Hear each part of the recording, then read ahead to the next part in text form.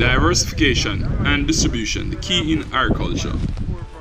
Investor Lifestyle fam, please remember, like, share, subscribe, tell a friend, make this video viral. So today we are showcasing how we can farm smartly. We have Mr. Franklyn Douglas, who will share a wealth of information as a farmer and entrepreneur. We're doing a tour looking at sweet potatoes, planting exotic crops. These are crops that persons can look towards. Crops such as onions, Irish potato, depending on where your location is, ginger has a lot of potential. It's time for farmers to realize that agriculture is a difficult and fickle industry, and as such they have to farm smart and strategize, stagger production, communicate with other farmers in different parishes and different geographical area, what is short, what is needed, check with their local government rep. So hope you guys enjoy this video, and I've learned a lot of things. I didn't know that there was a market for exotics, so it's something that you can spend time to invest in. Be better informed in season. Farmers in Jamaica should adopt technology as a marathon, not a sprint. You will fail at times, but these will be lessons learned. Even before a seed goes in the ground, you should make calculated decisions. Once the farmer gets busy, sometimes things do happen, you make reactive decision. Take time to deliberate before you plant. Make better decisions. Plan how your produce will be sold and who will purchase your produce. So that will help you to put your foot on the brake or on the gas. Viewers, subscribers, welcome back to another episode of Investor Lifestyle Jamaica. Today we have a special guest. This gentleman goes by the name of Mr. Franklyn Douglas. He's here to share a wealth of information with you. Mr. Douglas, welcome on our program. Welcome. As I said, my name is Franklyn Douglas. I do a wide range of crops: sweet potato, plantain, and herbs like rosemary, cilantro, parsley, dill, fennel, and other exotic herbs.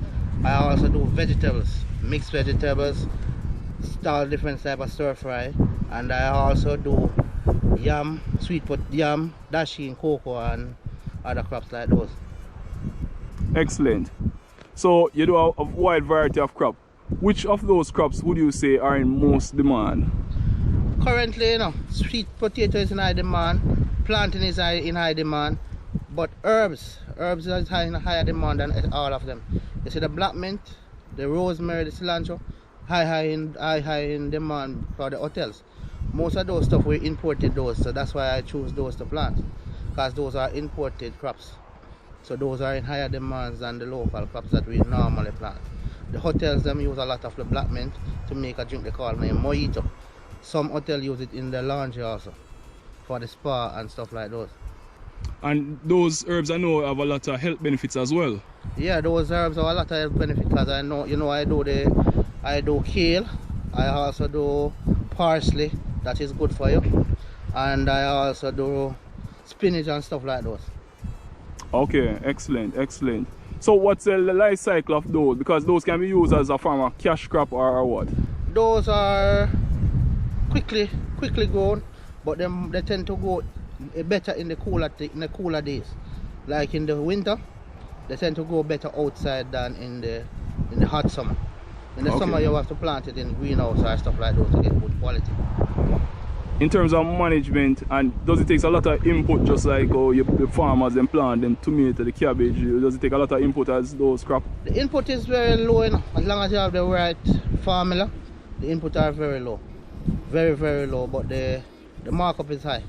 You have a high markup on it. So it's a good value added crop.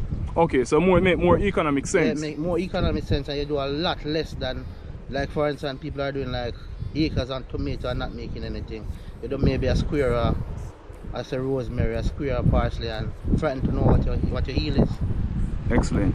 So what advice you'd have to take to farmers who are going through low prices with glut, or planting the same thing over and over every day, planting tomato, pumpkin and not getting any market for those crops? One of the things what we can do, you know, what I tend to do all the while, I tend to go in the big supermarkets and look on the product that have the highest price that they are importing and try to get the market to sell to them.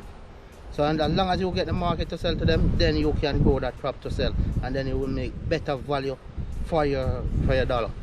Yes, yes, most definitely. Alright, just going to stray a little still. Planting production versus banana. As you already said, which one in terms of demand? Planting is in higher demand because you know 90% of Jamaican household have a banana tree at their house, but they don't have planting. And planting is one of the biggest breakfasts in Jamaica. Planting and a few other farm product is some of the biggest things that they use for breakfast in Jamaica. Oh, excellent. What cultivar variety of plant do you plant or you recommend? I recommend the horse planting, you know, because the fingers are bigger and the heel are much more than the other plantings. So how quick the horse plant coming? How long it take for coming from your plant? Depends, you know, if you have irrigation in 7 months. Okay. But if you don't have irrigation, it will take up to a year. It will take up to a year. Yeah. Is it a crop easy to manage compared to others? It's a crop that is low value, low price to manage, because it's a crop that when you cover the area, you don't have to weed it more 1 or 2 times per year. You debush it. Okay. You bush it. As you know, you cut off the leaf, it will give a better yield. So what is like the highest cost associated with? Is it labor? What was the highest cost? Or harvesting cost or planting cost? The labor would be the highest cost. Because you know, so you take labor to reap, you take labor to clean. So that would be the highest cost. Labor and for instance bills like water bill and stuff, chemical. So you do have to use some farmer chemical. So the chemical is what? Most of fungicides to no, you don't really use a fungicide on planting. You just use something in the root, like a fertilizer in the root to keep it going. And you know you want proper yield and proper sizes and everything. You have to give it little nutrients to get the sizes that you need. Okay. So for instance, one planting, what's the yield you can expect from say an acre planting or so? A acre planting, you know, consists of 700 planting tree.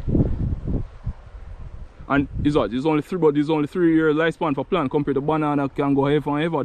What you look in terms of instance, economics? Remember planting is something that generates like its own planting material. So within 3 years, if you plant a acre planting in 3 years, you can have over 10 acres. So what you need to do is to constantly plant. So it's like a stagger production. Like a stagger production. If you have 5 acres of land, you plant an acre now, an acre 4 months down the line, an acre 4 more months, or every 6 months you can plant. So eventually you're replacing. Every time you push down to replant, you have a younger set coming up to replace, to be consistent in the market. Yes, and I love that consistency still. Yeah, because that's what I do, I constantly planting. I plant like 2 sets of planting every year. Okay, excellent. So what is your advice to farmers or how persons to treat farmers as a business? Right now, farming is one of the biggest business, but you have to invest in farming. Water is the key in farming. Water is even more key than nutrients.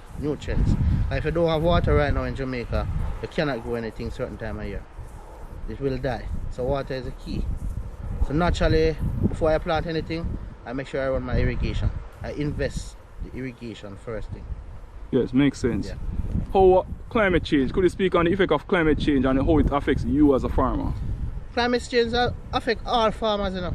For instance, now, you know, we also have what they call rain months. But you know, say for instance now, 90% of Jamaica consistent the month of May is rainy month. And I can tell you for the last 7 years, May is one of the driest time we have ever seen. True.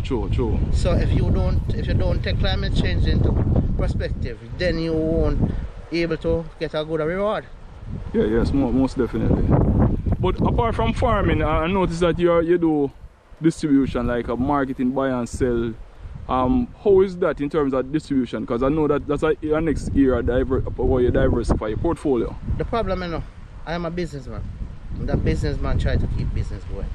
I have people who want product, and I source product just to keep it going, because I have product that will be coming in soon. So instead, I know a farmer maybe have some product, and I took it and get it in the market to keep the market. Because market is one of the hardest things to come by. True. So anytime you have somebody and then drift to somebody else, then you lose your market share. Yeah, that's so true. I'm dealing with a person in Portmore for the last 1 year and a half with planting, and I trust me, she cannot complain. Every week I make sure I have the planting. If I don't have any on my farm, I get some from my neighbor just to keep the market going.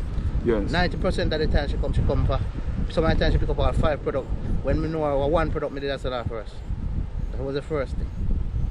And it just blossom and grow. Yep. So how can you tell viewers or consumers how they can reach out to you, or other business how they can collaborate with you in the future? What number, how they can reach out to you? I have a number and also on WhatsApp. I have 2 numbers. I will leave them with you. Okay. So I put them at the end of the video. Yes, I do in the video. So I'm gonna leave them with you and you can contact. And I also do Natural Express to Kingston or anywhere in Jamaica you want product. I can transfer it to you. Okay. But question, do you offer like mentorship to young farmers or persons coming into the area of agriculture, or you impart knowledge? Yeah man, I have before the COVID I have school used to come here to view the farm and stuff, and we all have field day and stuff like that. But through the COVID we kinda step back off that right now. Hopefully in no longer future we'll soon start that back. Yes, most definitely. Viewers, I hope you enjoy this interview. We'll keep it short and spicy. Remember to like, share, comment, subscribe. Tell a friend. Mr. Franklyn Douglas, whole for respect, mad respect. Yeah, and thank you for your time. I will catch up with you in the future. Alright, thanks. Yeah man, alright.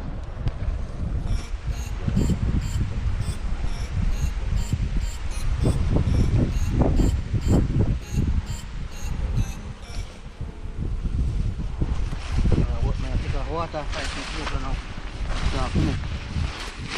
See it? That's well done there. Where is it as well up, Micah? Come up. Trying to take your water off right. I want him in a life with it. There's a beer but deep. There's a beer deep. Yeah. So now easy for dig? Eh? It's your fire there? Easy for dig. Oh, you know come up. You know come up. So I have to make your water, take off water and then come up. See that? Oh, that nice good purple look. Look now, purple look. Size, look at all. Huh? No man, you're not ready yet. Not ready, yeah. I'll cover it up, Bob. Man, come up. That's why I have to take the water off right. You come up. You understand? And it take a longer time to come in than a regular potato. Look, sir! Tarragon? Tarragon. But the pea and all that is matter. And that one, yeah? Chives. What, eh? Chives. Chives?